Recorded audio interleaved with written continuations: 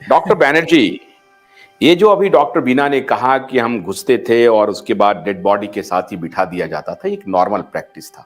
मतलब कि बच्चे को ये साइकोलॉजिकली उसको इस तरह से बना देना और बाकी चीजों के बारे में उसका ध्यान ही नहीं हो, बस डेड बॉडी देखना और उसके साथ जो फिर अभी जो डॉक्टर बीना ने कहा, मेरे ख्याल से ये 90% स्टूडेंट की परेशानी होगी, जिस जिस साइकेट्रिक शॉक से, जो मनोवैज्ञानिक शॉक है जो पहले ही दे दिया आपको, उस मनोवैज्ञानिक शॉक से जिस प्रकार से आपको एक स्टूडेंट को गुजरना पड़ता था, क्या ये किसी प्लानिंग का हिस्सा आज के डेट में आपको लगता है, या it was inevitable to introduce like that?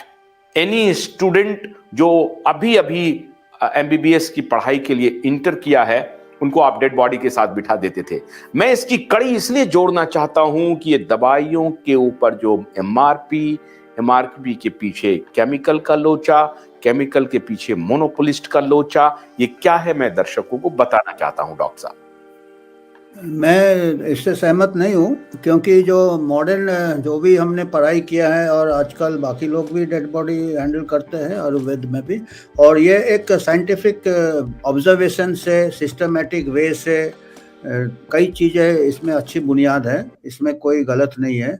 और जैसे कि पहले जैसे ट्रीटमेंट अंधाधुंध होता था, अंधेरे में तीर होता था, आपने ब्लड लेटिंग कर दिया, आपने ब्लीड कर दिया, और कई बार पागल लोगों को यहाँ पे गड्ढा करते थे, उनको बांधते थे, मारते थे, तो काफ़ी उसके पहले अनसाइंटिफिक था।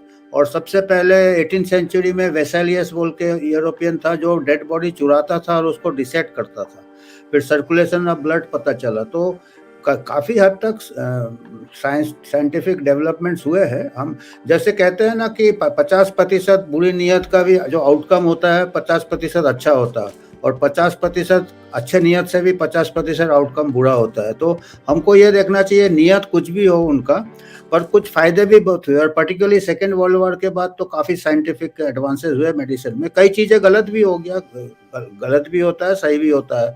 जर्म थ्योरी निकला, फिर एंटीबायोटिक्स निकला, तो बहुत जानें बची एंटीबायोटिक्स से।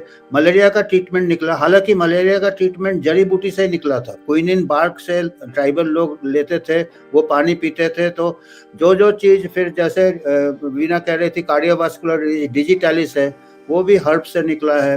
तो ऐसे कई चीज़ें हैं जो निकला है, और इन लोग उसको फिर आगे बढ़ा के मास स्केल प्रोडक्शन कर लेते थे।